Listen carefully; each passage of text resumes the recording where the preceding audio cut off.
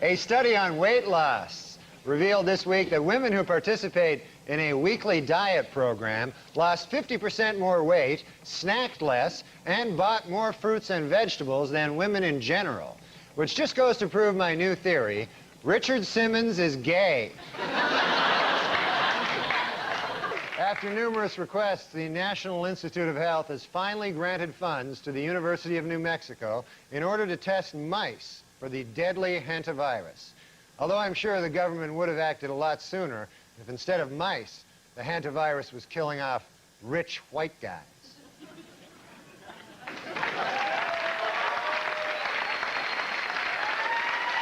An outbreak of the deadly canine parvovirus has led to the local Humane Society killing many of its dogs.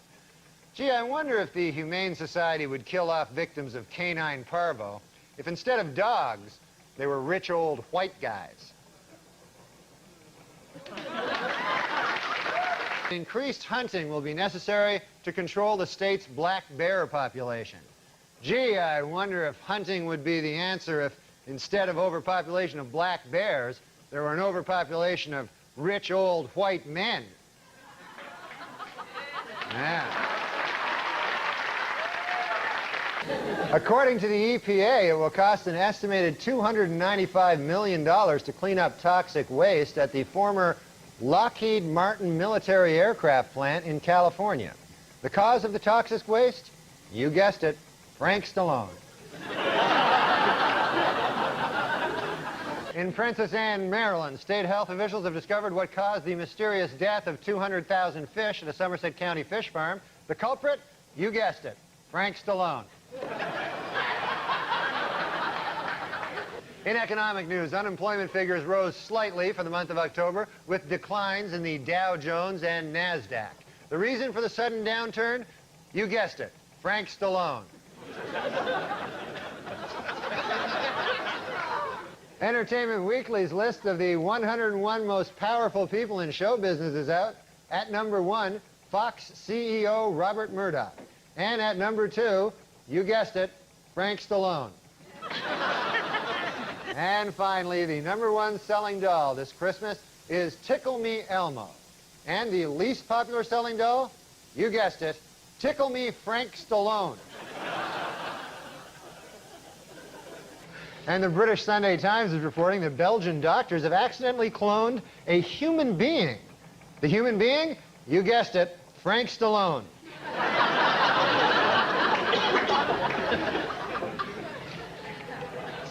Recent photos sent from the Galileo space probe orbiting Jupiter's moon Europa suggests that it meets the conditions necessary to support a primitive life form.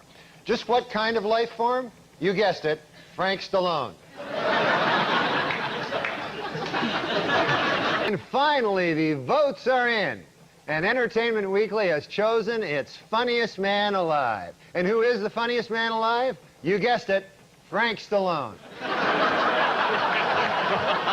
Congratulations, Frank Stallone.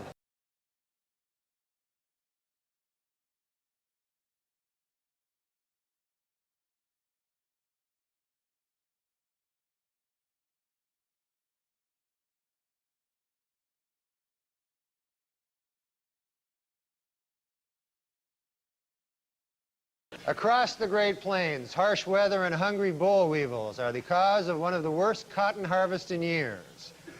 Or so the Germans would have us believe.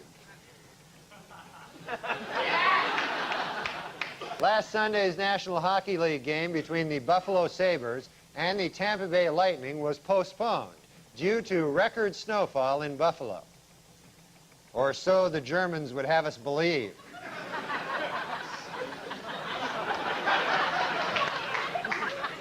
This year's lack of snow in Alaska could help generate a surplus of moose next year, because deep snow makes it harder for moose to search for food, which leaves them more vulnerable to wolves. Or so the Germans would have us believe. In Fort Pierce, Florida, many Bell South customers will no longer pay long-distance phone rates for nearby calls, but will instead be charged with a flat rate of 25 cents. Or so the Germans would have us believe.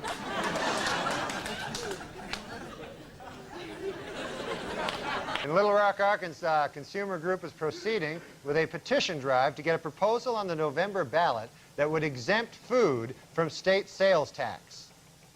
Or so the Germans would have us believe.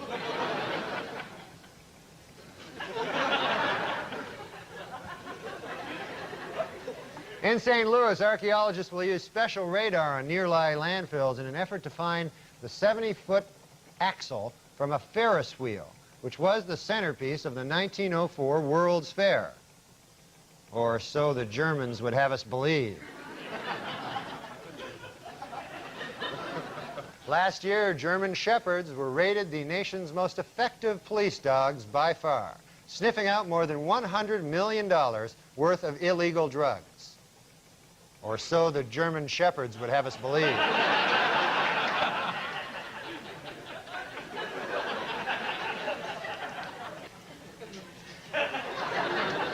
Technical glitch of some sort there. Well, David Hasselhoff is a huge rock star in Germany, where his latest album sold 5 million copies this week, which once again proves my theory: Germans love David Hasselhoff.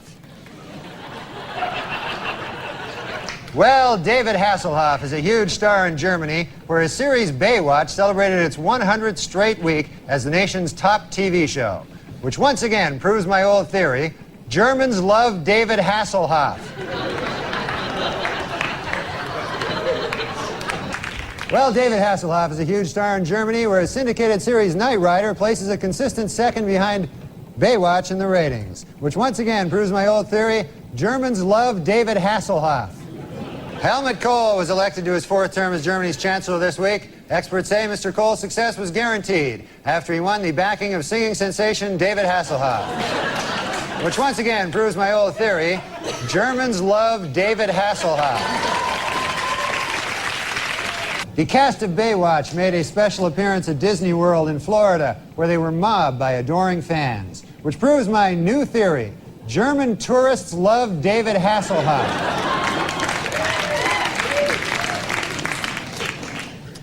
Fergie, the Duchess of York, turned down a guest appearance on the hit show Baywatch. Now, my research has uncovered that Fergie is actually British, not German, which, while not proving, certainly does nothing to disprove my time-tested theory: Germans love David Hasselhoff. Finally, reports out of Germany continue to indicate that David Hasselhoff is a major recording star in that country, where his concerts routinely sell out and his albums turn platinum, which once again proves my old theory: Germans love David Hasselhoff. Germans love me. Which once again proves my theory: Germans love David Hasselhoff.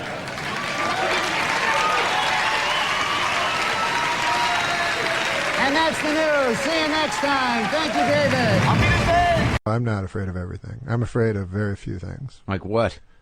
Illness, death. Yeah. How'd you get peace of mind out of the other shit? Well, when I was this is a weird thing that happened to me when I was young. Yeah. I don't know if this means anything. Let's try it. I remember it, but it was a moment I had that was it wasn't religious or epinaphic or anything, but it transformed me to some degree. Is that I was fucking so afraid of everything, and if I went to a store, I'd have to walk around forever before I could even face a person in the store to buy a pack of gum. I don't know why the fuck I was like this. Yeah. But anyways, when I was 9, there was we lived in rural Ontario, and there was a blind friend of my dad's that I had to. He said, "Take him to the store." I was like, what the fuck? Like, I have to take this blind fucker? And I'm already shy and shit. So I'm taking him to the store, and then the fucker wants me to explain everything, describe everything to him. Yeah. So I'm like, there's some grass over here, and now there's a lamppost, and this guy's all happy. Oh, what about the lamppost? I mean, it's just a lamppost. Yeah. So it goes on and on, but something happened to me during, it sounds bizarre, but something happened to me where I was actually, instead of always looking inward, which I think I'd always done before that one time, I was looking outward. Anyways, while I was talking to him, I suddenly had a sort of a hysteria, like I was laughing. I started laughing and stuff. And I don't even know why I'm remembering this, but I started laughing about everything, and everything seemed like very, very funny to me.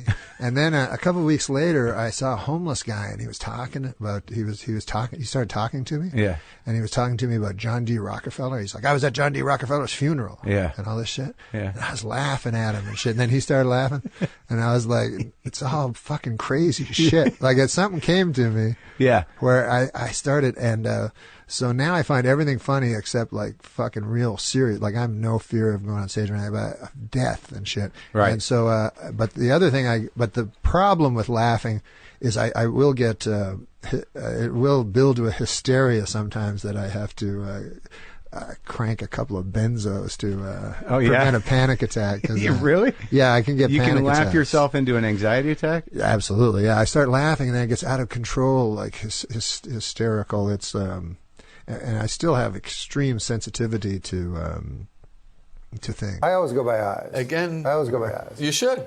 And it's What if not- someone's blind, It's not though? sexual. It's not only sexual. What if someone's blind?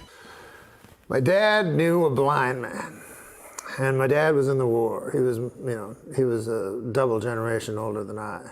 He had me when he was 50, so he was in. That explains a lot. He was in the great one, and all his friends were old. Right. And so Wayne Gretzky? he had a It's a good joke. So he had a blind friend, and he come over, and my dad said, "Do you want a Coke, Elmer? RC Cola." Oh, God damn. We don't got no RC Cola. We got Coca-Cola, the gold standard. Right. And this blind bastard wants an RC. So go down to Avonmore, pick up an RC. Well, that's a 1.5 mile walk. Right. So I walk with this blind son of a bitch. And he says to me, he wants me to describe everything. So I said, okay, well, on the left there's some cows lowing, and there's a fence. He goes, is it like a wood that's near petrified? I said, yes, it is. And how big is it? 3 feet. I said, John Neil Margerison used to own this land. He said, I don't want to hear that. He says, just tell me what is. And so all of a sudden, I saw things as they were. Well, I was very young, but I'll never forget that. Because I had to see for this blind man, I had to see and describe not my opinions, Right. So when I went by John Neil Margerison's house a half a quarter later, Right. I didn't mention John Neil or anything. I just described the house, Right. because that's all he wanted to see. And then I began to realize that life is what is, not what you think it is, or not even what it appears to be sometimes. Mm-hmm. But I think you would agree that your life or my life is just a series of facts, a series of incidents. It's not what you dream or hope or believe, it's what you do. I would say the exact opposite. What do you think it is? First of all, you mean to tell me this does not end with we suddenly realize, why the hell are we getting this blind man a different brand? That's not the punchline? Oh, no, there's no punchline. Oh, my God. I thought I was expecting being... it. Yeah, that was Didn't you see a million textbook. miles away? 1,000%. Why are we getting a different brand Coke for a blind man? That's not where we're going? Well, he didn't. His sense of taste was expanded. He doesn't drink it through his eyes.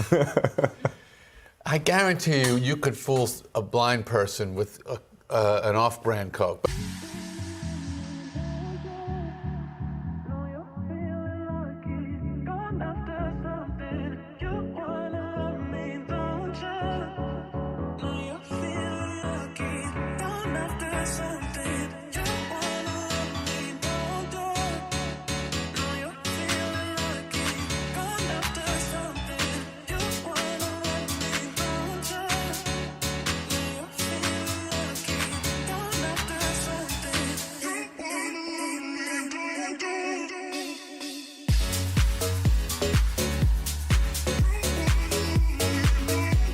A blind man felt Princess Diana's face last week and said she is the prettiest woman I've ever seen. He then picked up a toilet plunger and said, Thank you for this royal scepter. I shall treasure it always. On my YouTube page is a thing that says Mark Norman on Norm Macdonald. It's like 30 minutes of somebody compiled me blowing Norm and just made it a video. So that's where if you wanna hear me talk about him, it's there. And just watch. There's a great channel. I saw he retweeted one of your jokes not so long ago. I reposted it on Instagram. It meant the world to me. Yeah, he has a YouTube page called I'm Not Norm, and whoever made it is like some super fan, and it's so well done, and it's got all the best shit. So check that out. I'm Not Norm. You know, there's a videotape which will really sums up Norm that you can find on YouTube, where it's Norm shits on his producer. And some lunatic compiled all the times Norm has said crazy things about me. But one of the clips I was watching yesterday, and I can be filthy on your show, right, Adam? Go ahead. He said that my wife, Diane, demanded that I spit in her face during sex and would imagine she was blowing a large African-American man. He told Gilbert Gottfried this on the show. I have visions of your name side by side on a wedding cake. You, Shelley, will be with Norm for the rest of your life. I'm not Norm. You're not? Well, maybe I'm not the norm. I'm not camera friendly. I don't wear clothes that fit me. I'm not Norm Macdonald. I don't even know who Norm Macdonald is. I'm Kevin Nealon, and that's news to me.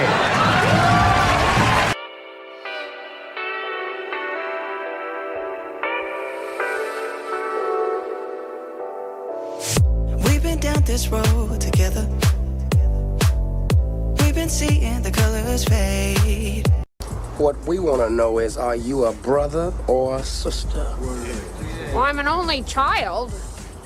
There's a word for what you are. Charismatic? So what the hell are you? A man or a woman? Farley, that night was the first night I ever met Farley. It was your first night on the show. We all sat around and watched you when we were cheering you on, buddy. And Farley, he took me. He never met me before in his life, you know.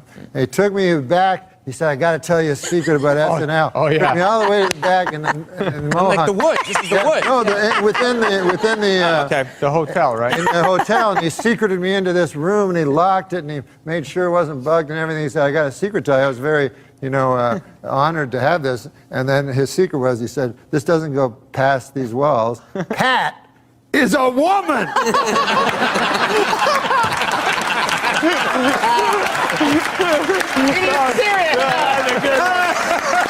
Tell me your history with Norm. Well, Did you guys date? No, not date. Oh. He good for you, by the way. He was mean to me in a terrible way.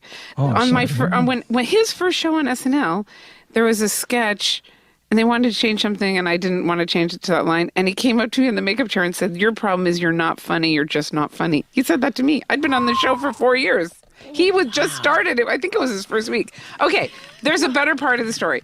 So then, of course, I didn't like him. Norman can be rough. I really didn't like him. And then I was about to leave the show anyway. It was like just one more reason to get the hell out of here. Mm-hmm. And but I was very, very good friends with Laurie Jo Hoekstra, who he was always, right. very much. They're friends for years. I don't even know if is that the woman in his life? Yeah, or is I don't actually even she's know. She's his handler, Lojo, as he refers to her. Lojo. And she's been with him for for a million years. Since back then at SNL in like 93. Yes, yeah. and I always loved Laurie Jo, and it was a very tumultuous friendship then, and I just really didn't like him. And then I left the show, and I just really didn't watch anything for years. But some people would talk about how funny he was, and I would see him occasionally, and I had a bias, obviously, Sure. because I had this traumatic thing. Then at the 40th reunion, Norm came up to me and he said, "I just have to apologize to you. That was a terrible thing to do. I can't believe I did that terrible thing." And I said, "Oh," and then that meant a lot to me. And then after that, I could watch Norm stuff, and I realized he's hysterical. Yeah. Okay, so it was like I was able to emotionally let it in how great and funny he is. That's an interesting comment on there is some gateway to your sense of humor that goes through personal I know, feelings. that's embarrassing because it's very narcissistic. But that's everybody, though. I mean, like... Christ, I can't tell you how people just hate my humor now. And I think, oh, that's a pretty good joke. And I try to figure it out, like, sometimes, where somebody will over-like a joke and somebody will under-like a joke. And I'll see the finer gradation that was a decent joke. It probably should have hit right in here. And I could see, I said, oh, I see. It really isn't an involuntary gesture. There is some price of admission to get through to really convulse somebody. Yeah, and it's about their biases towards you. Yes, it's true. Well, I'm glad Norm came around because it seemed like a particularly... He was probably scared shitless, too. Everybody was a little scared over there. Yeah, and, exactly. No, I mean, I'm sure I've had bad moments there as well. Take me on a journey. Take me far away from this life. I'd leave it in a hurry. Let's run away before morning light. You got me. I don't know if you know this, but I used to tour with Norm Macdonald for 7 years. Yeah. And so like whenever, like, he was like my best friend, so like whenever I have like auditions and stuff, he used to say, oh, just don't bother acting because there's a good chance you won't get it anyway. And those are the ones that I usually got it. You know what I mean? Hold on, I have to hide my self view because if I'm on camera, I look at myself, which is weird. Okay. Oh, by the way, I don't promote the video. Oh, okay, no, that's okay. Do whatever you want with it. But I'm just saying, for me, I become distracted by myself. Yeah. Wow. Well, Norm. I saw your tweet, and I wanted you to know that he loved you very much because when I was that meant a lot to me. That's what made me do it. I'm not doing interviews really, but it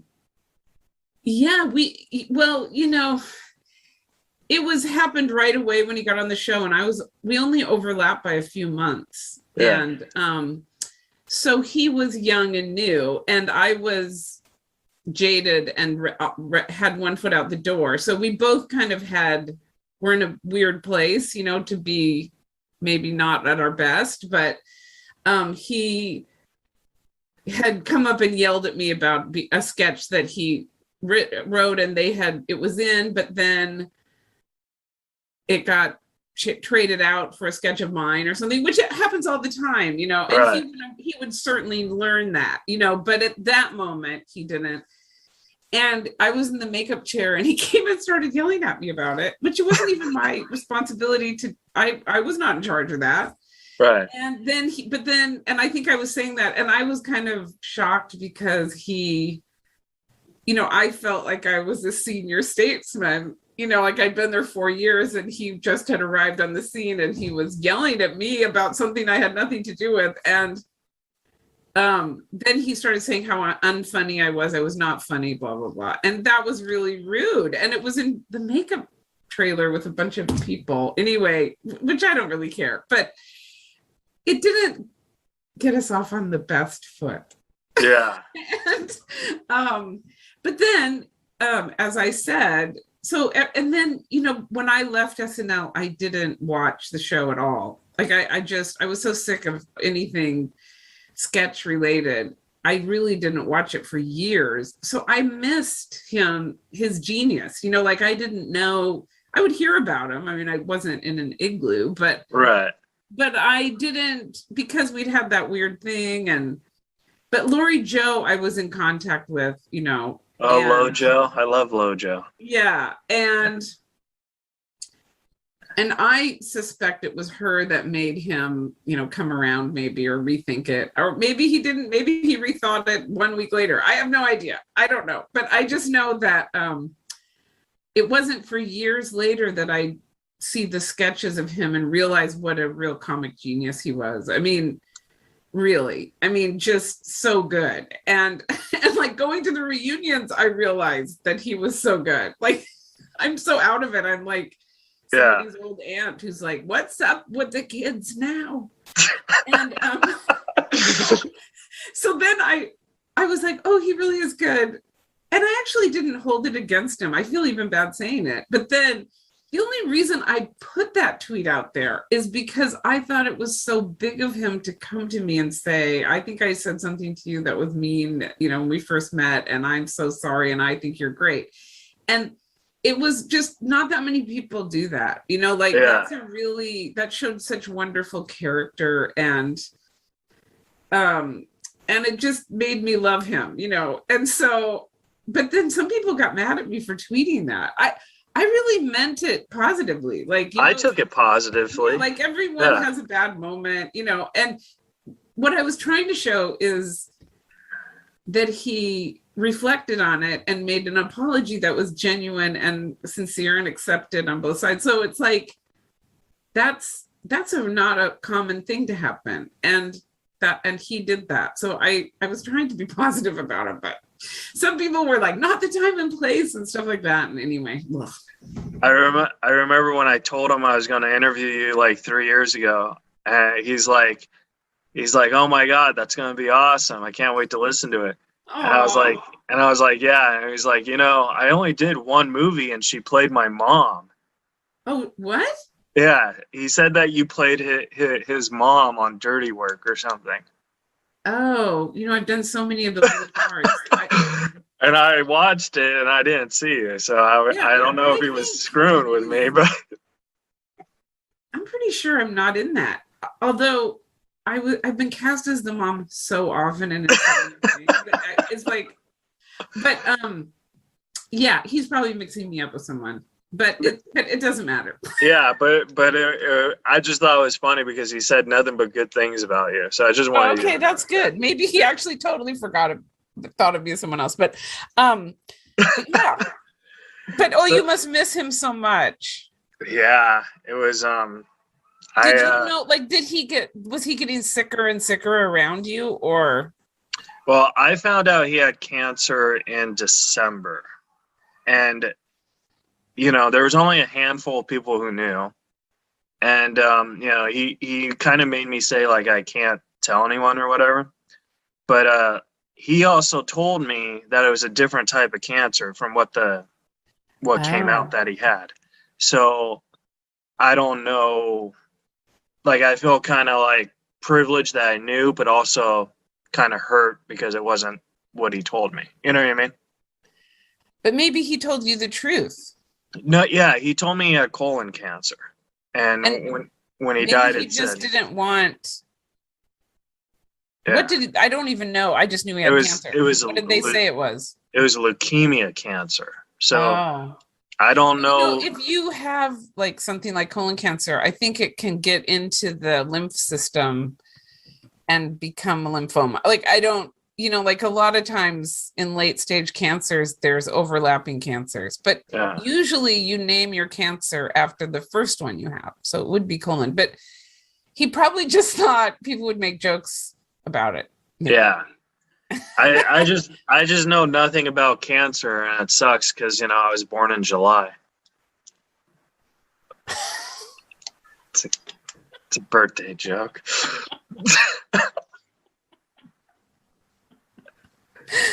Okay, that was a good one. It took me a moment. Oh, thank you so much. It's so good to hear you laugh. Company, take a look. I'm Dina Eastwood, and I live in Carmel, California. Morgan is my 15-year-old daughter. God bless America. Give me that. I have a stepdaughter named Francesca Ruth. Are you nude? Yeah. And I have a great supportive artistic husband. I'm married to Clint Eastwood.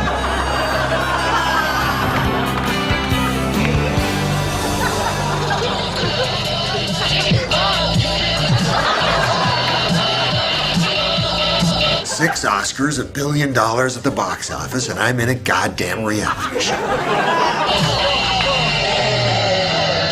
We're meeting tonight for dinner, and ew, the diarrhea! Get away! My wife, real class act. And yes, that was diarrhea. Tyler Shields is extremely headstrong. I think that's part of the reason he's so appealing to Francesca is that he's such a man. I'm so in love with him. I've never felt this way before, ever.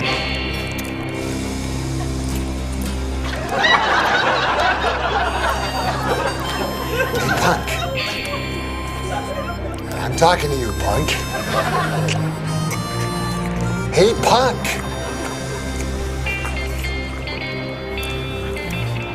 I have to ask you to turn that camera off for a while. Seriously.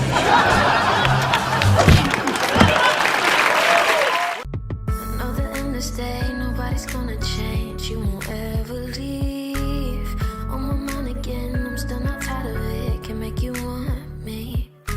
And I might act okay, say things will stay the same. Say I'm all. Well, maybe you'll tell us about your best misdemeanor arrest then. I've never made a misdemeanor arrest either. Then what the hell gives you the right to become an inspector when there's men have been out there on the street for 10 or 15 years? Meanwhile, O.J. himself may have some explaining to do. For months, he has denied hiding financial assets, including valuable sports mementos, from the Brown and Goldman families. But earlier today, Simpson pal A.C. Cowlings was stopped as he tried to leave the country. In the backseat of his Bronco, police found O.J.'s Heisman Trophy, disguised with a tiny fake beard. More bad news for O.J. Simpson. This week, a Los Angeles court ordered him to turn over his Heisman Trophy to the Goldman family. In addition, the same court may order Simpson to surrender a coffee mug inscribed, "World's Greatest Husband."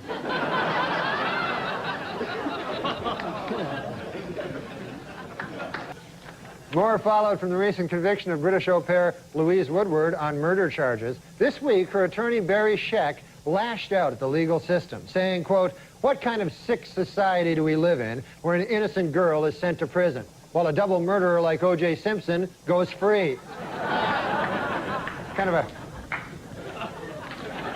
In a statement with profound legal implications, the FBI announced this week that for the first time, its experts can now identify an individual with 100% accuracy through his DNA.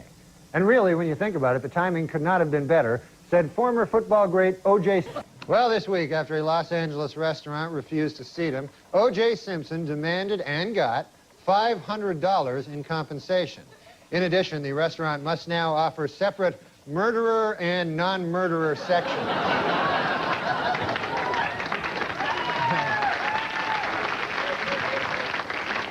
Not going to be good, but he was adamant. You know, Warren finally acquiesced and made the change. Never understood why he had to go. I would say that was just a really, really bad call. I think it was it must have been the O.J. joke. Well, it is finally official. Murder is legal in the state of California.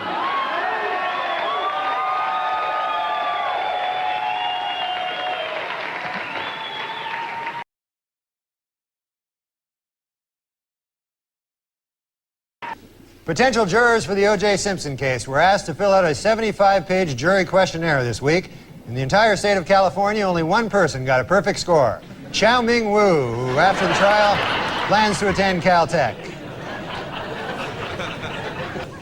By the way, you can now purchase a bronze statue of the Juice for only $3,395. And for an even $5,000, you can buy one that Al Cowlings has kissed the ass of. O.J. Simpson's new fitness video was released this week, and hitting the shelves next week, Simpson's newest video, Dorf on Stalking.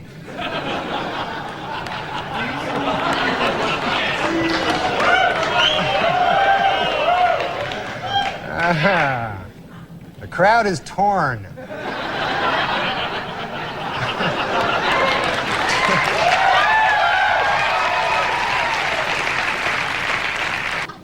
According to retailers, the most popular Halloween mask this year is O.J. Simpson.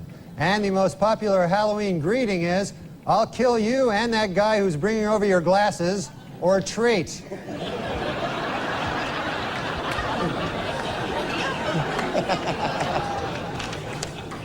And the Pope came out with a book this week, which contains a series of essays examining faith and morality in today's secular world and the changing role of the Catholic Church as it approaches the 21st century. The book is entitled, "God Himself Told Me That O.J. is Guilty."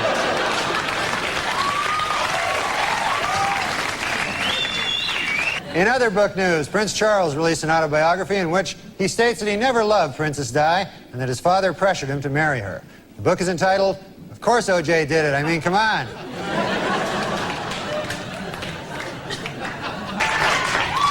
In his book, O.J. Simpson says that he would have taken a bullet or stood in front of a train for Nicole. Man, I'm going to tell you, that is some bad luck when the one guy who would have died for you kills you. That's probably... You don't get worse luck than that. And O.J. announced this week that he's coming out with a new book called I Want to Tell You.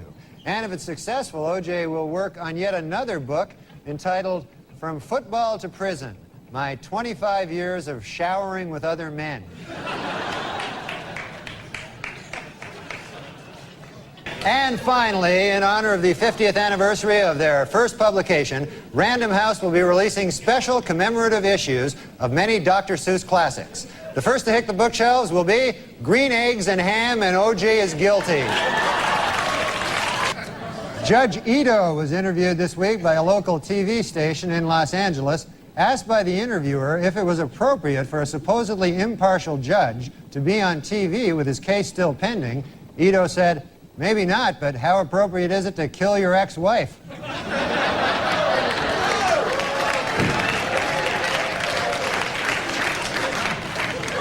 It was revealed today that O.J. Simpson told police that Nicole Brown Simpson used to beat him up.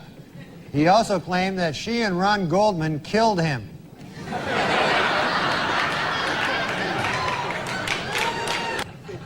O.J. Simpson's lawyers have decided to skip hearings on DNA evidence and go right to trial. Asked why they did this, the lawyers replied, "We want to get O.J. acquitted as speedily as possible so he can get back to doing what he does best, killing people."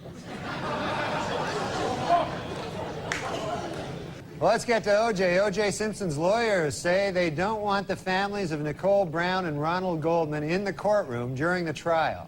They're afraid the presence of the family members will just remind O.J. of how much more killing he still has to do.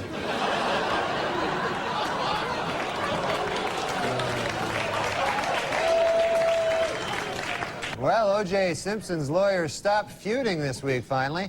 The Dream Team, F. Lee Bailey and Robert Shapiro, were able to put aside their differences and express their admiration for each other after O.J. threatened to cut their heads off.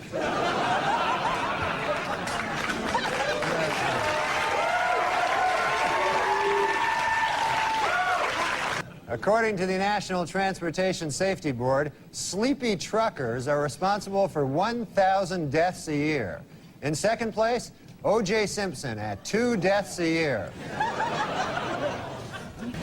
It was revealed this week that defense lawyer Johnny Cochran once abused his first wife. In his defense, Cochran said, "Hey, at least I didn't kill her like some people I know."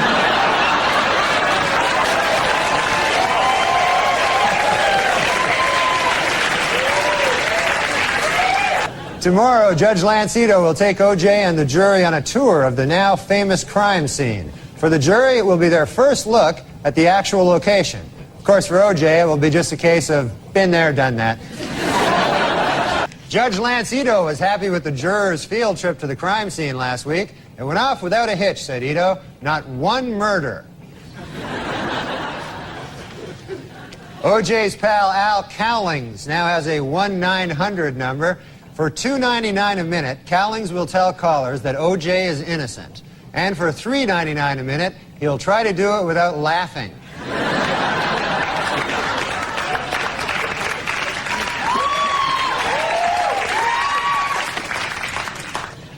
And this week, Simpson defense lawyers questioned witnesses about a half-melted container of ice cream found at the murder site.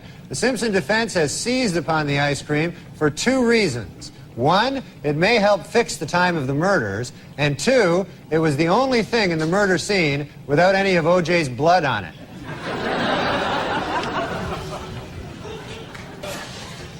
To illustrate the point that their client is running out of money to defend himself, O.J. Simpson's lawyer said this week that if he had to do it over again, after killing his victims, O.J. would now rob them as well.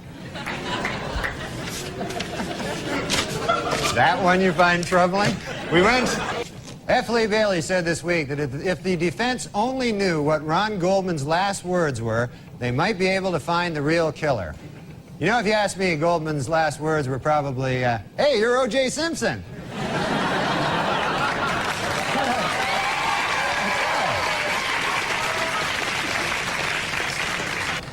Oh no, O.J. has struck again. How about that?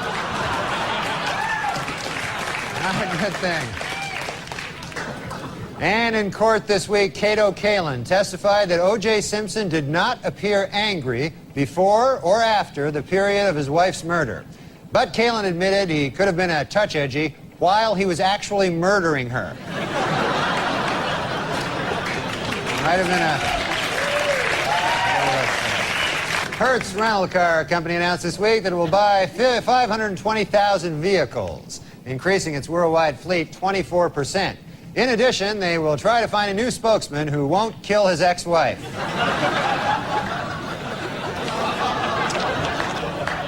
This week at the O.J. Simpson trial, the infamous bloody glove was finally introduced into evidence, and O.J. didn't help his case any by blurting out, "There it is, I've been looking all over for that thing." That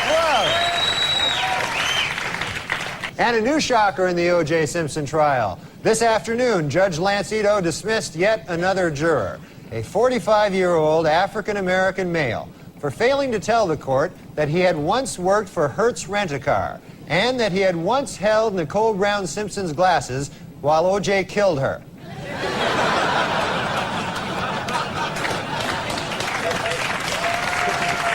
Dismissed Simpson juror Jeanette Harris revealed in interviews this week that the jury is torn by dissension and is already divided into two camps, those who think he is guilty and those who are really, really stupid.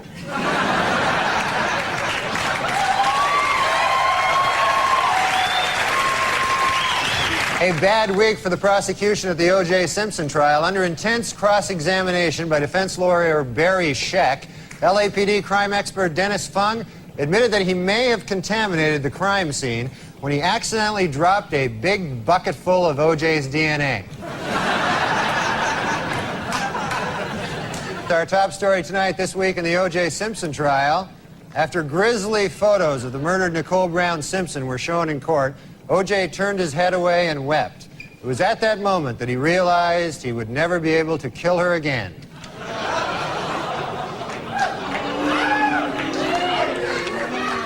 Well, in a questionable move by the defense team this week, O.J. Simpson demonstrated how to stab two people at the same time.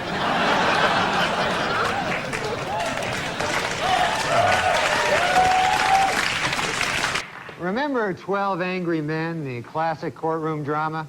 Well, the first film about the O.J. Simpson case is in the works. It's entitled 9 Angry Black People, 2 Scared Asians, and a White Guy Who Hasn't Spoken Since Rosa Lopez.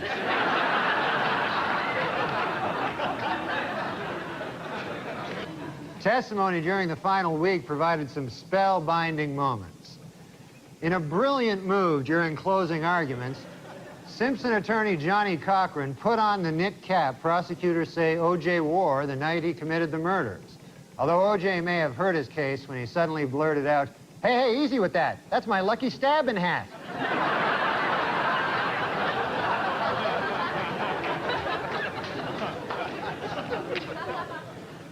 Well, the trial of the century is over. Late yesterday, the fate of O.J. Simpson, the most famous murder suspect in United States history, was placed in the hands of the jurors. They must now decide whether to free him or get all their heads cut off.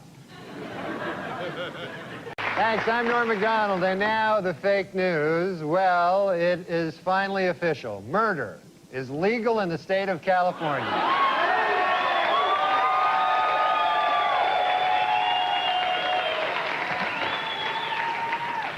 2 hours after the verdict, LA police had their first solid lead in the hunt for the real killers. A new witness has come forward who saw 3 men fleeing the crime scene the night of the murders. Police have released this sketch and would like to hear from anyone who has seen these 3 individuals.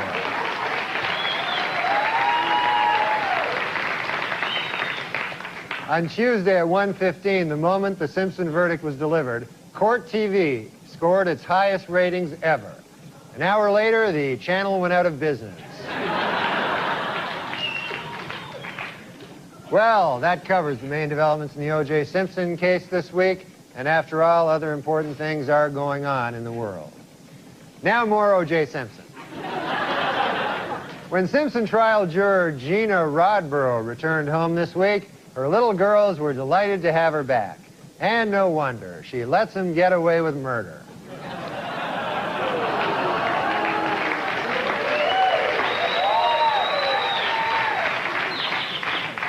Our top story tonight. Following his shocking acquittal 2 weeks ago, O.J. Simpson vowed never to rest until the real killers of Nicole Brown Simpson are brought to justice. And the manhunt continues.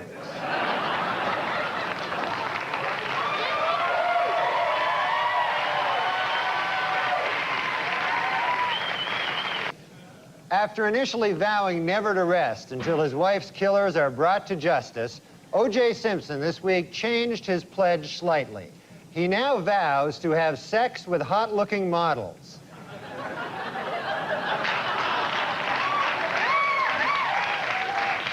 Meanwhile, this week, O.J. took girlfriend Paula Barbieri to see the erotic murder mystery Jade. Other moviegoers took the couple's presence in stride, though they did become uncomfortable when O.J. repeatedly shouted out, "You call that a stabbing?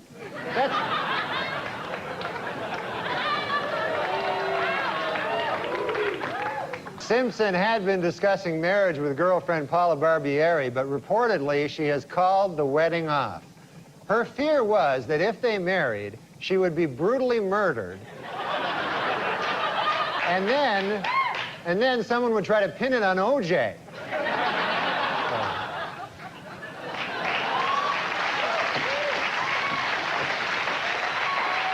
The L.A. District Attorney's Office has given Marcia Clark and Christopher Darden bonuses of over $10,000 for, quote, lengthy hard time duty, unquote, in the O.J. Simpson case. A spokesman for the DA said that the prosecutor's bonuses would have been even higher, except for the fact that they let a killer go free.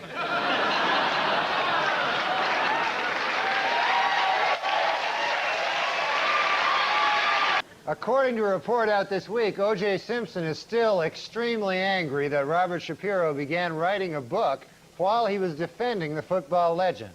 However, Simpson is extremely pleased that he got away with killing his wife and that waiter.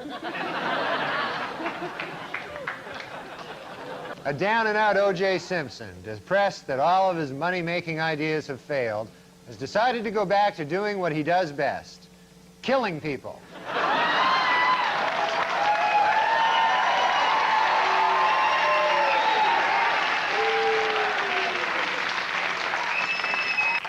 In a surprise move, O.J. Simpson has offered to give an interview to CNN with, quote, absolutely no ground rules.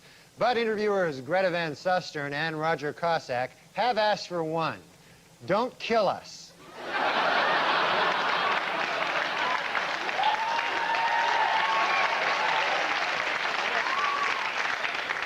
In sworn testimony this week, Paula Barbieri admitted that she had broken up with O.J. Simpson the very night Nicole Brown Simpson was killed. Boy, that had to be a tough day for O.J., huh? First he gets dumped by his girlfriend, then Colombian hitmen kill his wife. Man, that's... You gotta...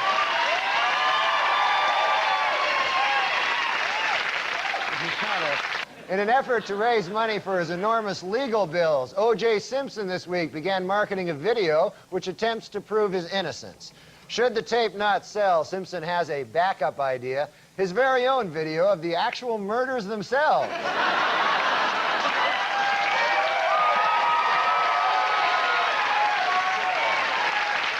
This week on NBC's Dateline, 3 members of the Simpson jury explained their not guilty votes and argued that if Simpson had killed his wife, there should have been blood stains all over his gate, front door, and light switches. Also this week, Simpson friend Al Cowlings released his video, How to Get Blood Stains Off Gates, Front Doors, and Light Switches.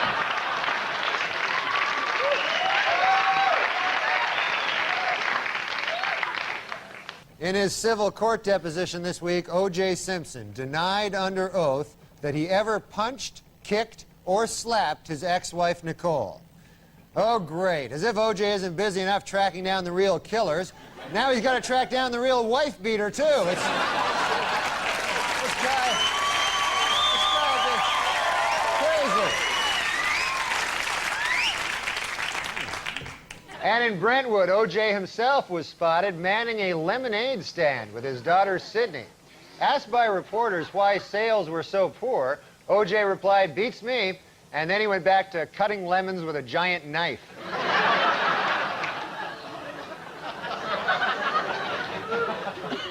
A new development in the O.J. Simpson civil trial this week. According to sworn testimony, Nicole Brown Simpson had told her therapist that she was afraid of getting beaten by O.J. Simpson.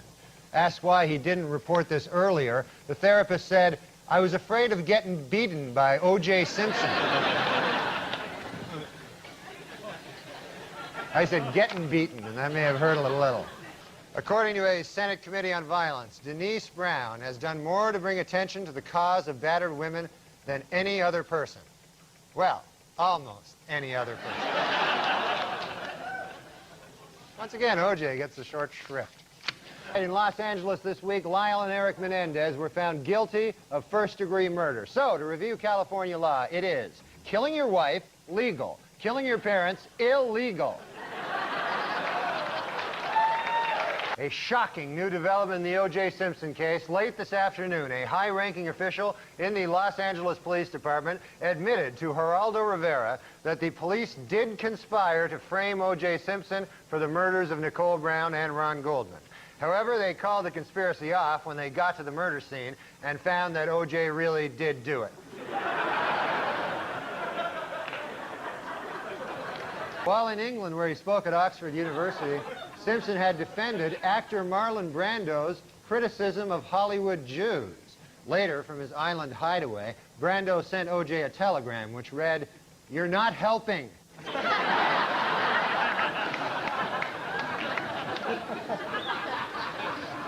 Arriving back in the U.S. after his week in London, O.J. Simpson was asked by a reporter why he hadn't spent Mother's Day with his children. A visibly annoyed Simpson replied, "Idiot, I didn't spend Mother's Day with my kids because I killed their mother."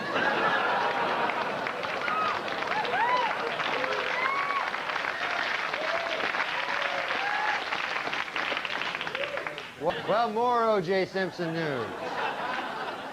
On Friday, the Juice officially endorsed Bill Clinton for president, adding, quote, "I'd like to help him any way I can." To which the president replied, "Well, there is one thing."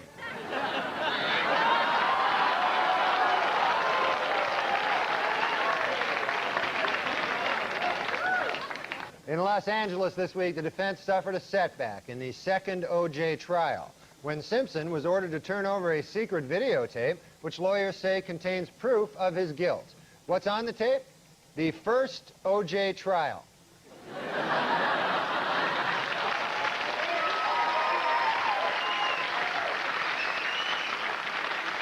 Finally this week, lawyers in the new O.J. Simpson trial actually found a prospective juror who claims to know nothing about O.J. Simpson, the murders, or the first trial, and who told the court, quote, "I don't even know when it started or ended." Unfortunately, the man had to be disqualified when it was learned that he had been a juror in the first O.J. trial. During a recent interview on 2020, longtime O.J. Simpson friend Robert Kardashian said he now believes Simpson may be guilty. Though he did add that had he believed O.J. was guilty at the time, he never would have agreed to hide his bloody clothes and knife. At his civil trial in Los Angeles this week, O.J. Simpson attorneys began their case with an attack on Nicole Brown Simpson's character. Outraged Brown family lawyers responded, quote, "Nicole is a victim. No matter what she did, she certainly did not cut her own throat." To which Simpson's attorneys replied, "On the contrary, that is precisely what we intend to prove." At the Simpson civil trial this week, O.J. and Fred Goldman got into an explosive shouting match. Mr. Goldman bellowed at O.J., "Don't give me that damn look," while O.J. shouted back, "I wasn't even looking at you. You're just mad because I killed your son."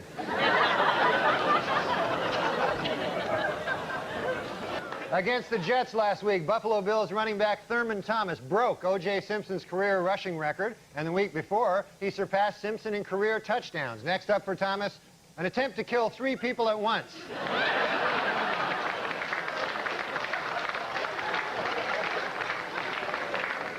O.J. Simpson was in a different courtroom this week, attempting to regain custody of his 2 children. In order to prove to the court how much he loves his kids, O.J. pointed out, quote, "Hey, they're still alive, aren't they?"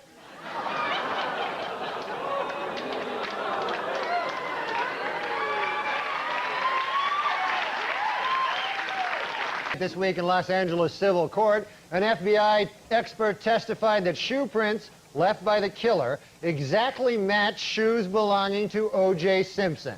In response, O.J. stood up and exclaimed, "Wait a minute. Wait a doggone minute. I just figured it out. The real killer is me."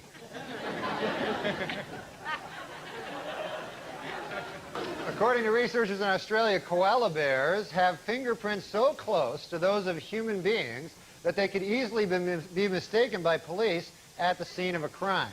It should be noted, however, that the research was funded by O.J. Simpson. So, our top story tonight comes from the O.J. Simpson civil trial, where this week it was revealed that in his first interview with police, Simpson had refused to take a lie detector test. His reason? It detects lies.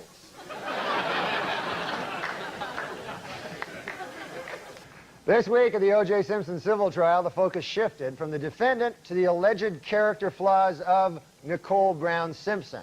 Attorney for O.J. hammered away at her lifestyle, citing sexual promiscuity, drug use, and the fact that she married a double murderer.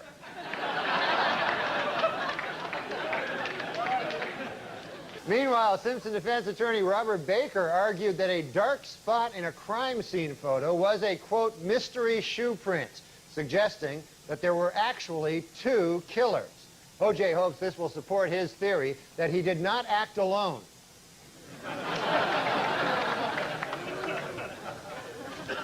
In dramatic testimony this week at a civil trial, O.J. Simpson said he didn't commit suicide only because, quote, "My mother told me you don't go to heaven if you kill yourself." Oddly, his mother did say, quote, "It's okay to kill other people."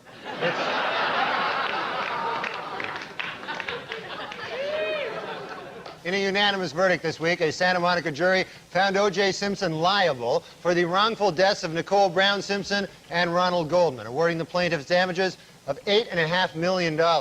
Reacting to the verdict, Simpson insisted that he has nowhere near that amount of money and that his only remaining asset is 30 pairs of Brune Mali shoes. The announcement of the verdict came toward the end of President Clinton's annual State of the Union address, and to many observers, completely overshadowed the event. Even the president was distracted during his speech, waiting to hear exactly how much it costs to kill your wife.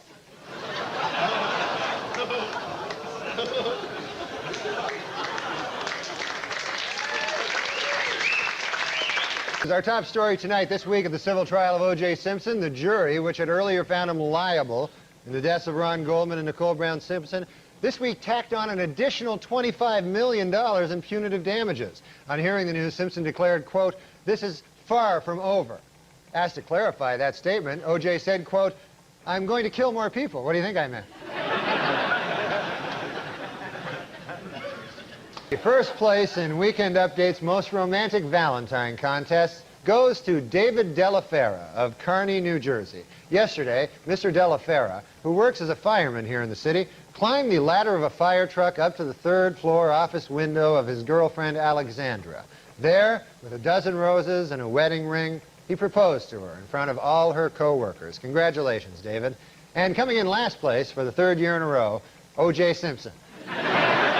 At a book signing in New York this week, Fred Goldman once again offered to forget the millions owed to him by O.J. Simpson if he would simply admit to the Brentwood murders. A visibly annoyed O.J. responded, "Why in the world would I do that when I have no intention of paying you anyway?" More bad news for O.J. This week, HarperCollins reached an agreement with the Brown family to publish his late wife's diary. Especially troublesome to Simpson is this final entry. "Dear Diary, I have to run now because O.J. is here to murder me. And also the guy who returned my glasses. I think he might murder him, too. Also this week, a California newspaper revealed that O.J. Simpson was awarded custody of his children mainly because a court-ordered psychological test showed that he is a loving father. It should be noted, however, that the same test also showed that he was a loving husband.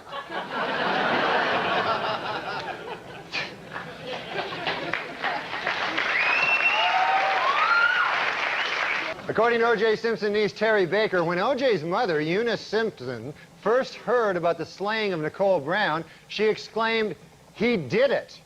Reached for comment, O.J. said, "My mom was just guessing. I hadn't even told her yet."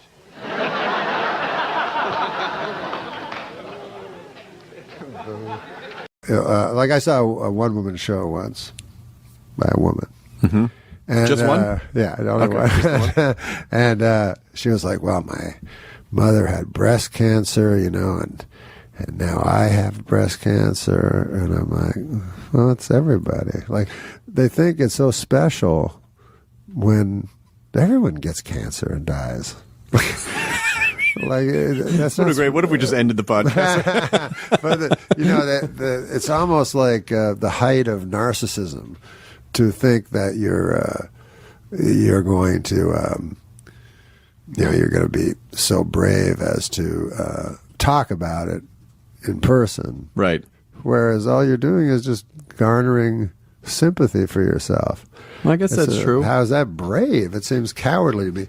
It seems much braver to me. Like, I remember Richard Farnsworth was an old character actor, and he did a David Lynch movie called The Straight Story, and riddled with cancer, you know, his last movie, and very frail. And it's a fantastic movie if you ever get a chance to see it. It's not a style, because I'm not really that big a fan of what's his name? David Lynch? Yeah. I'm not a fan of I don't understand weird stuff. I'm like, huh, what? Like, but this one is a straight ahead story. You know, you think. I call it like a hard G. It's G rated. Okay. It's hard G. I call it hard G. Because the second time I watched it, I'm like, whoa, I understand it all of a sudden. Well, you got to see this movie. Okay. And if you watch it closely, there's like hellish things going on underneath the surface of what looks like a quaint story. It's based on a guy who, in actual real life, drove his riding lawnmower across the state to visit his brother who was dying. So anyways, the point of it is that Richard Farnsworth was nominated for an Academy Award for the movie. And if he had said he was filled with cancer, he would have won for sure. Sure. But instead, he didn't say it. And in fact, no one knew it. His family didn't know it. He kept it from everyone. And then he was a stuntman before he was an actor. He did what they call a stuntman's death, which is you put a shotgun in your mouth and with your toe, you pull the trigger and blow your head off. Oh my God. And so that to me is courageous. Like, you're not being a burden to your family. You know, they know nothing about it, and then you're gone. And then that's it. Yeah. And then toe in the shotgun. Yeah. And you know, they write him. He wrote a nice letter to everybody, you know, in the family, and said that, you know, he didn't want to. The reason he did it is he didn't want to cause people distress. So I thought, wow, how incredible! Like, how many to just people go through it could do alone. that? Yeah. So you don't think to go through it alone? You don't think you would write confessional? Like, you didn't talk about any of the gambling stuff in your stand-up, did you? Like, was that stand-up? No, never. I never talked about me, really. You know, I talked about universal me. You know what I mean? Right. That I was afraid of death, or that you know, that kind of thing, which is this was something that everybody is afraid of. You know, and so things like that. That it was me, but it was everybody. Sure. I wasn't pretending that it was a specific. Right. ailment that I had. And if I had a specific ailment, and possibly I do, you don't know. I don't know. But I would not talk about it. I would not. I hope that I would not discuss it, and just try to benefit monetarily from that. Going out again, am I out of my mind? Going out with friends, gonna have a good time. Enough of this grimness. Well, you gained weight. Gained a lot of weight, so did you. I gained 45 pounds. I was going to say something, actually. Why? Well, I thought you'd been gaining some weight. Yeah, I gained 45 pounds. Are you okay? Yeah, what's going on? I'm doing it for a movie.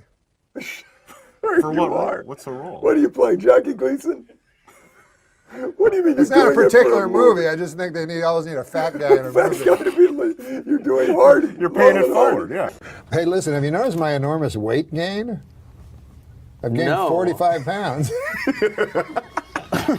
You know why I started to gain the weight? I told you. I don't remember. I'm up 45 pounds, and it was for a role in a movie. That's right, it was. Anyways, whatever. What was the role for again? It wasn't a particular role, but I figured they always need a big fat guy in a movie. Turns out they don't. They have plenty of fat guys that are much more experienced at acting and at being a fat guy than I am. I thought we were going to be doing a bit where you're like a Jerry Lewis? Jiminy Glick character. Yeah, no, I'm fat. What happened? Fried chicken and gravy. Let me tell you something. I thought it was funny. Your heart could... I thought gaining a lot of weight would be funny. No. And also, No, I started out, I was doing funny. it for a role, Andy. Right. I'm serious. No. I'm serious. I was doing What it for role? a role. Well, there wasn't a specific role, but people are always looking for a fat guy. I'm telling you, my manager, my landlord rather, he managed to get rid of 230 pounds of ugly fat. He evicted me. What? Here, read this. I thought you... No, read this. I want to read that one again. Here, read that. Sure, we all know about Norm's astonishing weight gain, but I think it's become a bit wearisome. So let's agree to stop having fun at his expense. Say what you want about how huge and fat my head has gotten, but who'll forget it. Try iron. You know, my clothes, Larry, make me look slimmer, but they did not fool that flight of stairs that collapsed under my astonishing new girth. Papa, what do you call that? Papa John's? Oh, okay. A Papa John's delivery man has been arrested for allegedly selling more than $40,000 in cocaine hidden in pizza boxes. Jesus. To undercover police officers. This raises an important question. Where is all that pizza that was supposed to go in those boxes? Can I have them to eat? I'm a big fat guy. Well, I'm fat. I'm so fat when I get my shoe shined, I have to take the boot black's word for it.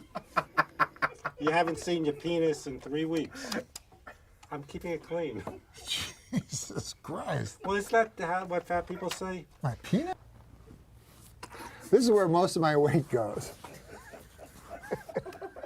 Straight to whatever the fuck this is. I'm going to find a really good joke. You guys talk, and I'll find a good joke to So, end. Adam, Yeah. is it hard to not drink? You know you've gained too much weight, by the way, when your chair guy refuses to work with you anymore. But go ahead. So you're probably no body fat. Oh, I have a little bit in the rim here. Yeah, I got more than that. My legs, my goddamn arms jowls. are thin. My arms are thin. I used to have jowls. I don't have jowls. I have more chins than How old are you? Huh? How old are you? I say I'll be 50 in October. I'm going to lose it though. Yeah, it's the heaviest I've ever seen. And since I've gained it, I sweat like a you sweat like a whore in church. I don't mean to be what? I don't mean to be filthy, but a whore in church. Yeah, she's nervous, so she sweats because sweating like a Chris Dorner in a Big Bear cabin. Okay, come on. Well, I'm just that's racist. A little bit of My a only chance of drinking losing belly. 15 pounds is if I went to a British casino. To be honest with you, I don't know. This is what my doctor told me. I go to my doctor, right? Right. I say to my doctor, Doc, what's going on? My doctor says, you are fat. I said, how fat am I? He said, you're so fat that if you don't stop, within a month you could have a heart attack or stroke. That's not funny. He's not a comedian. No. I was expecting a joke. You're expecting a joke? Yeah, I thought it sounded like yours. From my cardiologist? I guess. Well, the doctor did say sometimes the fat moves to your brain and you get dementia. Yeah, that might be the lard. My doctor told me I should start juicing, you know? You mean... But the problem is, I don't think he meant ham juicing. What? Yeah, I squeezed a ham and I got some juice out of it. Oh, I thought you... All right. I thought you were going to, you know... Stupid. Really? Hey, news media, leave Kim Kardashian alone, will you? She's pregnant. Of course she's gonna gain weight. And if anyone knows about rapid weight gain, it's me.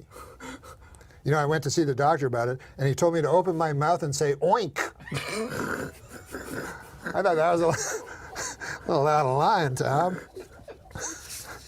Now listen, seriously, you can be as cruel as you want about it because I'm not being cruel. I'm trying to help you. I'm trying to be your friend because thank you. Your heart could seize up. That's or what my whatever. doctor said. He did? He said it was alarming. Oh my God! You know what my doctor said to me, Andy? He said, I said, okay, enough of this, you know? He said, okay, open your mouth and say oink. I'm like, come on. You know, I may have told you this, but my doctor's getting very rude. The last time I went to him, he said, open your mouth and say oink. I mean, I think we've come to the fact you need to find a new doctor. I need to find a new. This guy sounds like a real asshole. New internist. Why do you continue to swear? I don't know. Just because you can doesn't mean you should. Do you see your face? Oh yeah, it's me with a huge fat fucking face. Yeah, I didn't want to be the one to say it. Yeah, I've been having a lot of trouble. My doctor, he said he's not a very nice guy. He said, open your mouth and say oink. Yeah, you need to get better insurance, Norm. Insurance? He was calling me a fat pig. Well, I mean, nobody's going to disagree with him. Oh, chasm. I'm sorry, Norm. I've got an acid tongue. You do. You're an acid-tongued Arab. Most guys try to lose weight. Right. But I try to become a huge fat guy. So anyways, he said, that's not funny. He says that's alarming. I think it's funny. I think it's funny too. Yeah, it's pretty funny. But he said that it's quite alarming and that I'm in a lot of trouble. And I said, well, I think it's funny, and I'm the comedian. What did you? I'm not eating well. Yeah, I know that. I understand. What did we? We don't need video evidence of that. We don't need to go to video, but.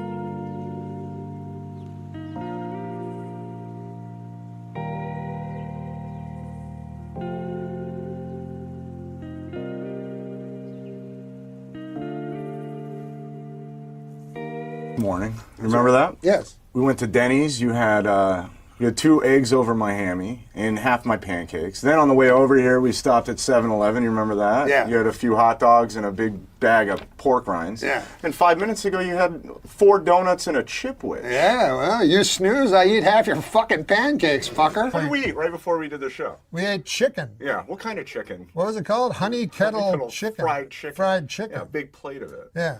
And I asked the girl, Huge mistake. I said, why so much for the extra gravy? Give me like a trough of gravy. I've never seen that much gravy. No, that was a lot of gravy. You just I drank devoured the it, gravy. too. You really did. What did we eat right before this podcast? I had 3 whole fried chickens. What else? Biscuits and gravy. And? I don't want to say that third thing. What else? What was the other thing? Whatever, lard. Exactly. I like lard because there's like a purity to it. And you know I grew up poor, you know?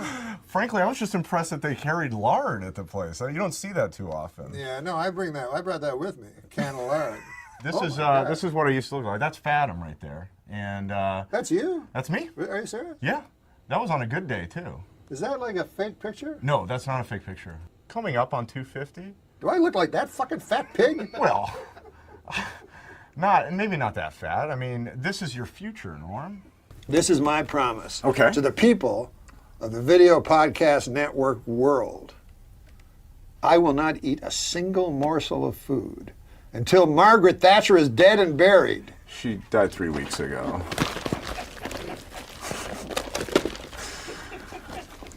We'll be right back with Larry King. In New York this week, Sammy the Bull Gravano was sentenced to just 5 years in prison for committing 19 murders. You better be careful, though, because New York has just passed a tough new law. 20 strikes and you're out.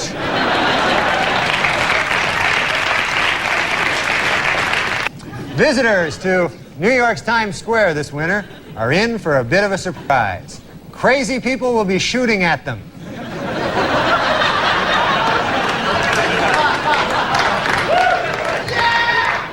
A French man who calls himself the Snake Man was arrested this week after climbing up the side of a Manhattan high-rise.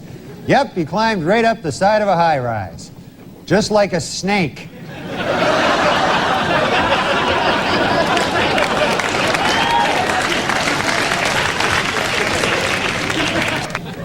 Newly elected Governor George Pataki says he wants to bring the death penalty back to New York. First up, Mayor Rudy Giuliani.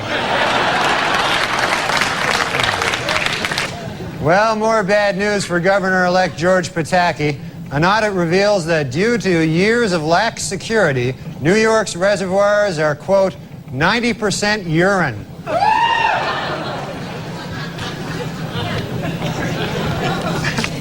The most restrictive smoking ban in the nation took effect this week in New York, and already the city has gained over 9,000 pounds.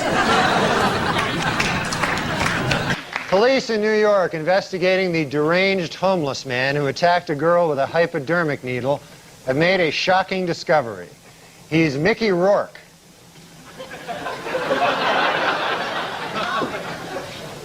Well, New Yorkers were asked in a recent survey what they thought of the new slicked-back hairdo Princess Di displayed on a recent trip to the city. 38% of New Yorkers approved, 45% disapproved, and 17% said, "You stopped me for this? Now I'm going to shoot you."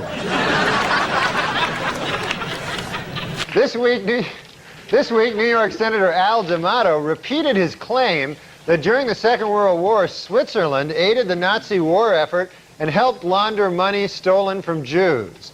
These charges are the results of a lengthy, thorough investigation by the senator, which proves, quote, beyond a shadow of a doubt, that New York has lots and lots of Jewish voters and no Swiss voters.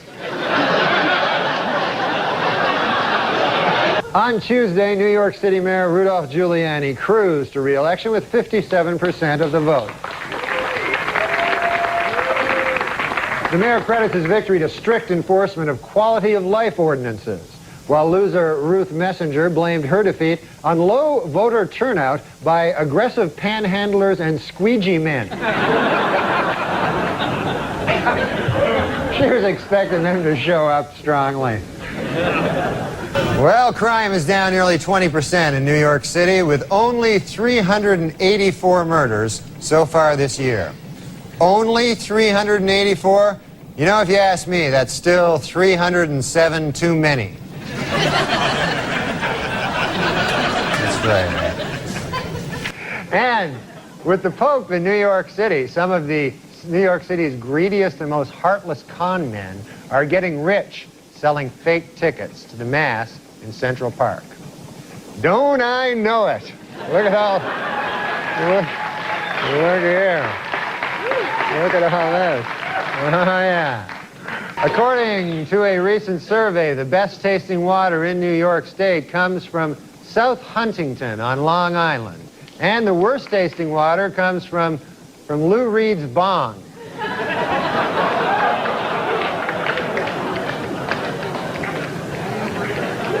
Finally in the news, what is America's most honest city?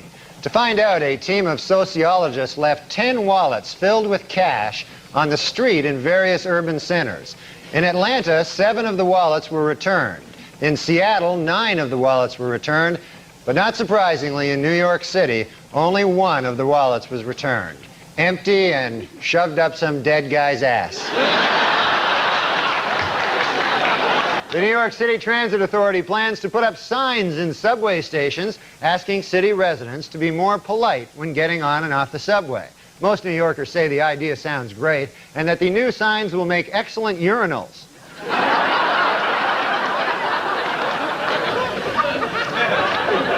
Basketball superstar Michael Jordan has scored a slam dunk with his new men's fragrance, selling 1.5 million bottles of Michael Jordan cologne in the first 2 months.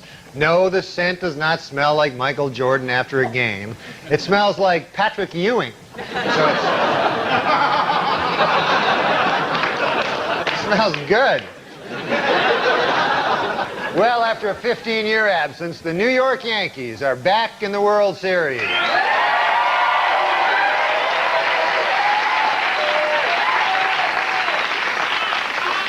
And some New Yorkers have come up with a novel way of snagging those hard-to-come-by tickets. Murdering guys with tickets and stealing them. Earlier tonight, the New York Yankees defeated the Atlanta Braves and won the World Series. As a result, Atlanta Mayor Bill Campbell will send a bushel of delicious Georgia peaches to New York Mayor Rudolph Giuliani. Had the Braves won, Mayor Giuliani would have sent Mayor Campbell a bushel of delicious New York crack. Well, the New York Yankees are the 1996 World Series.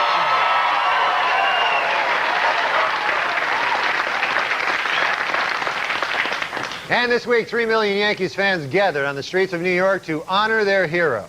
While the fans were of different ages, races, and religions, they shared one thing in common. They were all standing in urine. The giant ticker tape parade for the Yankees left nearly 4 tons of confetti on Manhattan's streets and sidewalks. But New York officials do have a plan for dealing with the confetti, leaving it there to soak up all that urine.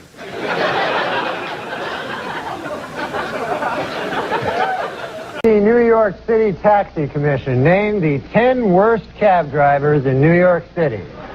Mohammed Zaman, Akbed Alab, Yasser Abdul, Ali Rakima, Malik Gassagi, Himyar Lakmid, Sarbit Karim, Jazi Hassan, Zakadan Nosagi, Samud Abdul Nasir. And the second worst offender is Abdul Ahmed Zakali.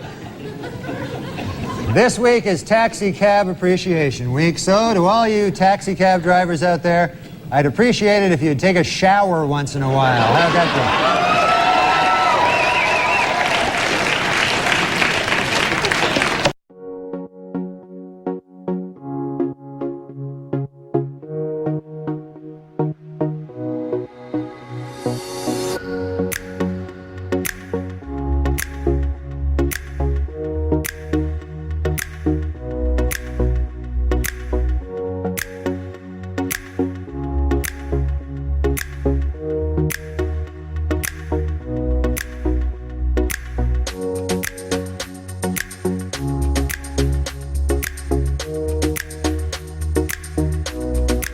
I was a little late here tonight. I took a cab to the theater, folks. And I don't know if you've ever been in these New York City cabs, but I got one of those cabbies, couldn't speak English, you know.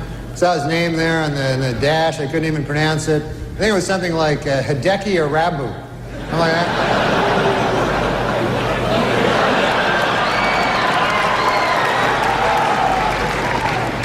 Arabu's been having some trouble, man. They fired his translator. Steinbrenner fired his translator. And people see that as cruel, you know, but I don't know, you know. I mean, if you're not doing well in Yankee Stadium, you know, do you really need a translator? Do you want that, you know?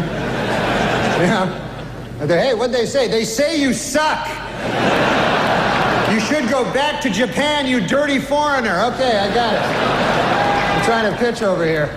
Norm, everybody's bringing up these licenses for illegals and that they need to have them. And my question is, where are they getting the license plates? Obviously, we're letting them register vehicles without licenses. And in this day of car bombs and stuff, I don't know if that's a good idea. Thank you, Dan from Boise. Norm, what's your feeling? Well, I know that the New York Governor Spitzer, I I'm trying to get to learn things. But he doesn't want to issue licenses to illegal immigrants, you know. And I don't know how the hell you're going to get a cab in New York City anymore. I mean, it's hard enough, you know, for me especially, as a black man. When I first met him, he was in New York under the Queensboro Bridge jerking off punks for $15 a man. Oh my God, that's not bad. Steady work anyway. When you picked a bad bridge, Queensboro would have been better.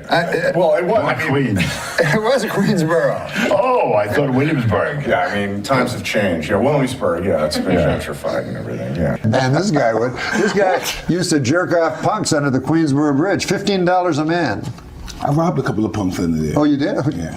You ever You look familiar. Were you in New York when the Twin Towers fell? No, I was in Los Angeles. Well, either way, it was a national tragedy. It was. I know. 9/11.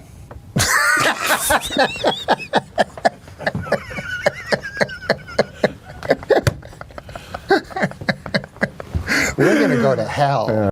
I'm sick of these kind of characters. I think we should kill Hitler. Me and you, go suicide, kill him. Yeah, it was like he died 50 years ago, probably. Did he? I didn't even know he was sick. But I did want to bring up Norm Macdonald first, if you don't mind, and your thoughts on somebody who I'm sure you've known for quite some time. Well, I didn't know he was sick at all. It's sad. And one of the guys who loved him and always had him on the show, is a huge fan, is Jay Leno. And Jay's with us. Jay, how are you, sir? Good. I mean... Horrible. I didn't even know he was sick. Were you aware of that? Sudden. No, I didn't know he was sick. You know, he kept it all inside. Yeah. And, you know, he was a private person. And I had a really tough reaction to this one. I didn't have no idea he was even sick. This guy is my favorite stand-up, and I was shocked. I didn't know he was even sick. For obvious reasons, we lost Norm Macdonald this week, which was just, I had no idea that he was even sick. Did you know he was sick? No. Absolutely stunned. Had no idea that Norm had not only been very ill, but been very ill for a very long time. None of us had any idea. I'm used to say goodbye, nothing new to me. Baby, I'm trying to survive, and I know that you believe in a world with happy endings. So tired of pretending that joke after his death, it'd be something along the lines of, I was relieved to find out that I died of cancer and not that O.J. Simpson killed me. Yep. I think it would be kind of like the epitome of an afterlife joke from Norm there. How great is Josh Brolin? Oh, he was amazing. Such a good guy. And before we went out, Josh Brolin looked up at the audience and he went, "Well, fellas, let's shut these fuckers up." And it was like the end of the Wild Bunch. Where it was like, let's go! This is gonna bomb! It was like very liberating. That guy's a man. Yeah. Have you seen that Coen Brothers movie, the last one? Hail Caesar? Yeah. No, I have not seen it. An army of technicians and actors and top-notch artistic people are working hard to bring to the screen our biggest release of the year.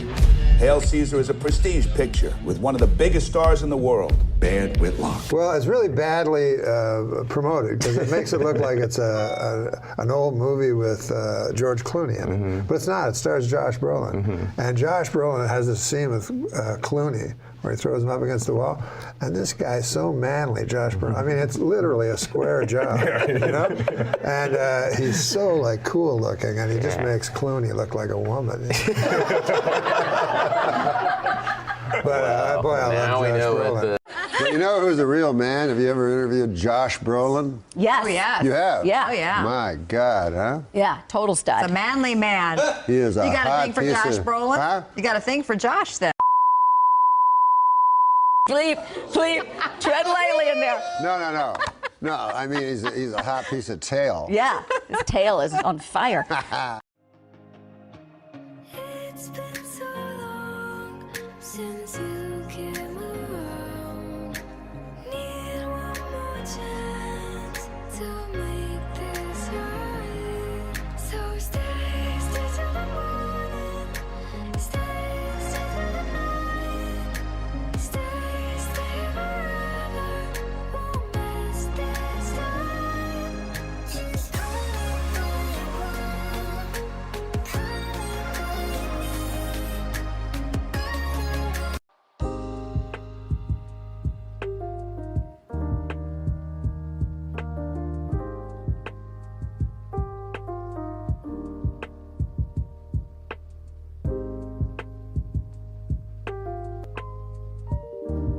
The artist formerly known as Prince says he now wants to be known as simply the artist. Meanwhile, I will continue to refer to him as simply the fruit.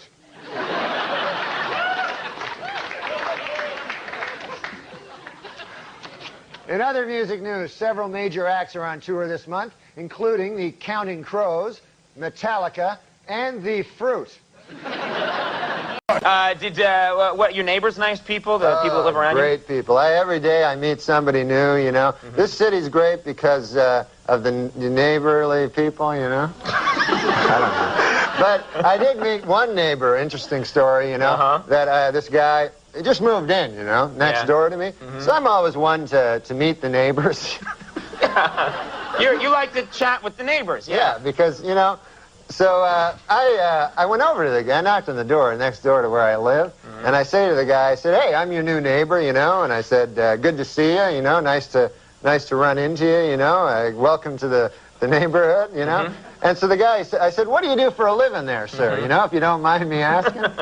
You know, what do you do for a living? I'm a nightclub comic, I tell the guy. So he says to me, he says, I work down at the University of Science there. He says, that's a good school, by the way. I can't remember the exact place. Sure.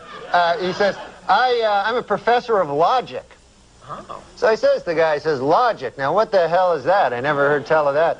He says, oh, well, he says it's a kind of a pattern of syllogistic. Well, he says it's hard to explain. He says, why don't I give you an example? So I said, fair enough. Why don't you do that? So the guy says, well, he says, let me ask you a question. He says, do you own a doghouse? So I go, yes, I do. He says, well, then that means you probably have a dog. I said, yes. He says, well, that means you're likely you have a family if you have a dog. I said, yes, I do. He said, well, then that means you got kids, you're married? I said, yes, I am. He says, well, then you're a heterosexual man. I said, yes, sir, I am. He says, well, you see, that's logic there. I asked if simply from finding out you had a doghouse, I made this series of inferences, and I found that you're a heterosexual man simply from the fact that you had a doghouse. Well, I said, good God, isn't that something? Okay. So I said, well, I won't waste any more of your time there, neighbor. And I said, I'll see you later. See you around. Okay. So I said, come by one day and have a chicken with me. So anyways, I left. So I go to get a bus, you know, to the bus stop. And I walk down to the bus stop, and I'm still thinking about this thing that happened to me, you know. And I'm standing at the bus, and no bus coming at all, you know, and 5 or 6 of us standing around, and one guy lights up a cigarette there, and he goes, as soon as you light up a cigarette, the bus comes. And he smokes the whole damn cigarette, no bus comes. Right. So I said to the guy, well, that theory really worked, huh? And the guy goes, well, sometimes it works. Anyways, the guy goes, what's new with you? I go, well, I had an interesting thing happen to me today. I said, I met my neighbor. And he goes, oh, yeah? I go, he had a hell of an interesting job. I said, he's a professor of logic down at the University of Science. And so the guy says, is that so? He says, professor of logic. He goes, what the hell is that, logic? I said, well, it's a series of Scylla something or other. Right. I said, I can't remember exactly, but I said, I'll give you an example if you want to hear an example. So the guy goes, all right, fair enough. So I said, let me ask you this. I said, let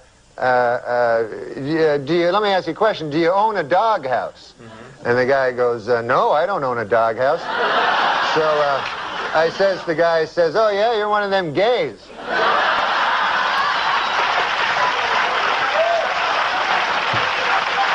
And it worked, right?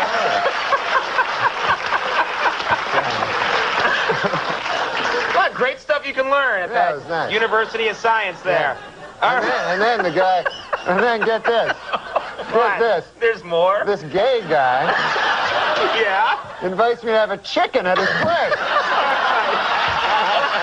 That's some kind of euphemism. Watch out. I know it's time to close my eyes to what and open up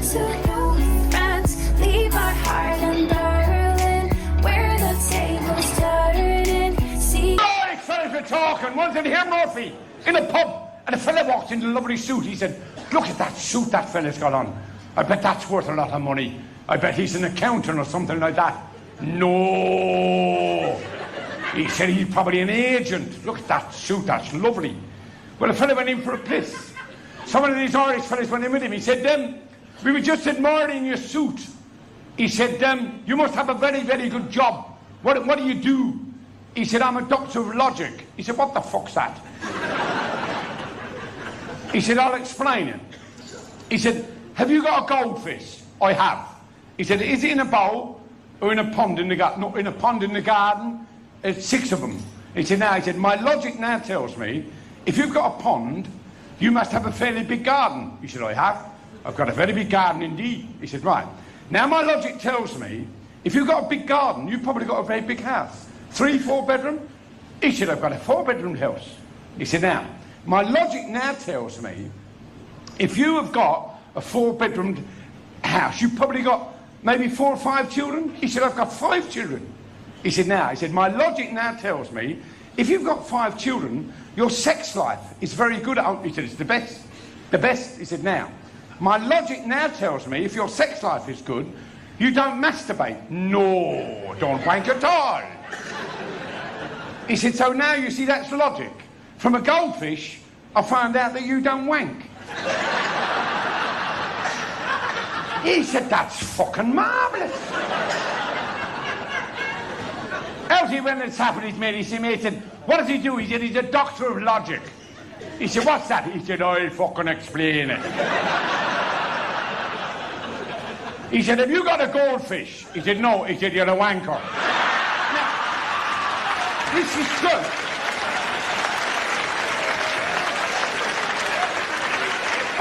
And since I've gained it, I sweat like a you sweat like a whore in church.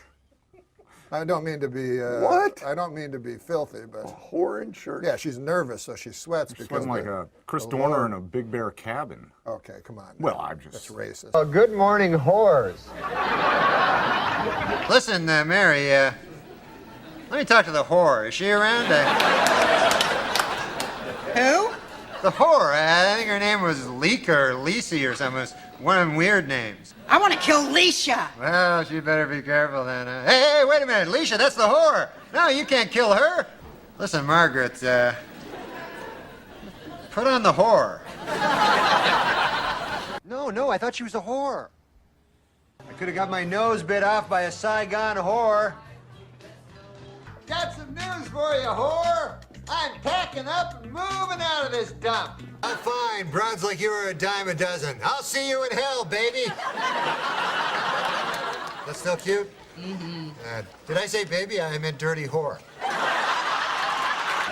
Hey, Shelley, don't forget that old saying about firemen. Don't be such a huge whore. Well, yeah, but you get the idea, right? That she was a huge whore? Yes, I got that. She also said, don't fall for any old whore like your daddy did. Lori, I mean, you have to admit, you come off a bit of a whore in this whole thing. Hey, well, don't forget your huge collection of Mardi Gras beads, whore. Who do you love? Kevin, you gold-digging whore! Look, Taylor, I don't think you understand. You're a huge whore. Which just goes to show you, Madonna's a whore. And in the worst job category, last year's winner, crack whore,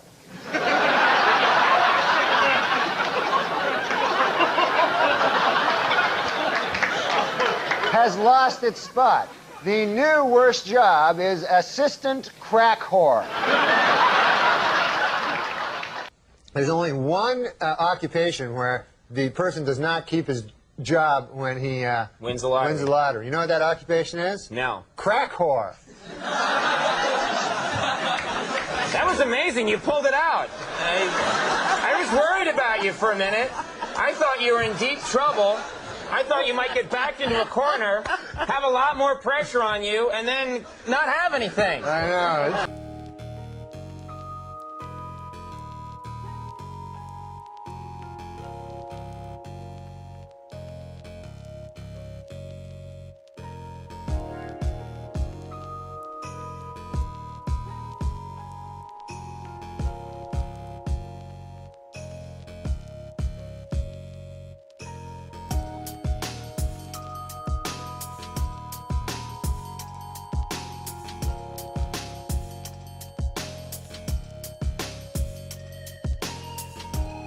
Adam Egas. How are you, Norm? Good, man. How's your Easter? It's fantastic. Couldn't be better. That's great. Yeah, it's great. Hey, I thought the show was great last week. Our first show, Super Dave Osborne. Amazing. It was hilarious. Unbelievable. Hysterical. Unbelievable. And we're not the only ones that think that. I have some pretty good news. The critics loved us. They couldn't get enough of it. All right. And more importantly, we officially are the #1 podcast on iTunes. So Don't know not anything too about shabby. that. But I will tell you about critics. What? You can't get wrapped up in that kind of thing because critics, you know what I mean? They're just one guy's opinion. Right. That's just one guy's opinion. Yeah, that's true. You know what I mean? Like what I like about the computer is it's interactive. Do you know what that means? Yeah, sure. It doesn't matter if you don't. I didn't either before today. But what it means is that the people that are watching, they can post their own reviews of the show. Absolutely. On the web page. Yeah, of course. So what I did is, and because that's what I care about. I don't care about Owen Gleiberman. Right, that's not who we do this with. I care about the folks at home. Right. And so Daniel Kellison gave me a big bunch of comments. These are comments. Oh, cool. From the internet. Oh, From great. People that listen to this. And I haven't read any of these. I'm just going to read them. Oh, I can't wait to hear some. Let's hear some. I'm going to read them live because this is a live show. I don't want to do pre-stuff. No. Do you like pre-stuff? No. Who likes pre-stuff? All right. So do you want to hear one? Of course. This first one is from MonkFan72. I love these guys' names. Yeah, that guy likes Monk. That guy likes Monk. He says, I love this podcast. It was great to see Norm Macdonald back, and Super Dave was the perfect choice as first guest. Lose the douchebag. He's talking about me. Well, we don't know if he's talking He's about clearly talking about me. you. He is talking about you. But listen, it's not bad news. It further elucidates my point, actually, because let's suppose this guy were Richard Corliss or Pauline Kael. I don't know if she's still working. I don't think so, but I get it. That would hurt. But Oh, it this is hurts, just one. trust me. This is just one person's opinion. But I have hundreds of other people. All right, yeah, you're right. It's one guy, he's entitled to his opinion, and that's fine, whatever. And mostly they like the show. Well, good. Well, let's hear another one then. All right. Let's hear another one. What's the deal with that fucking douchebag? Well, that was about you. I mean, are there any good ones? I'll look. Okay. Not good. Okay. Let me see here. Ooh. What is it? Huh? Is it a good one? It's or? not good at all. I found one. Oh, good. Yes. Okay. This is a positive one. Thoroughly enjoyed it from top to bottom. Great. Blinky91 says. A sparkling exchange between veteran funny man Norm Macdonald and comedy legend Super Dave Osborne. One minor problem. The set. Oh. It's just too distracting. Why are there so many clocks? We're not tuning in to see what time it is in Hong Kong. We're tuning in to listen to comedians doing comedy. Plus some douchebag, I don't know who he was, but I like to punch him right in the fucking face.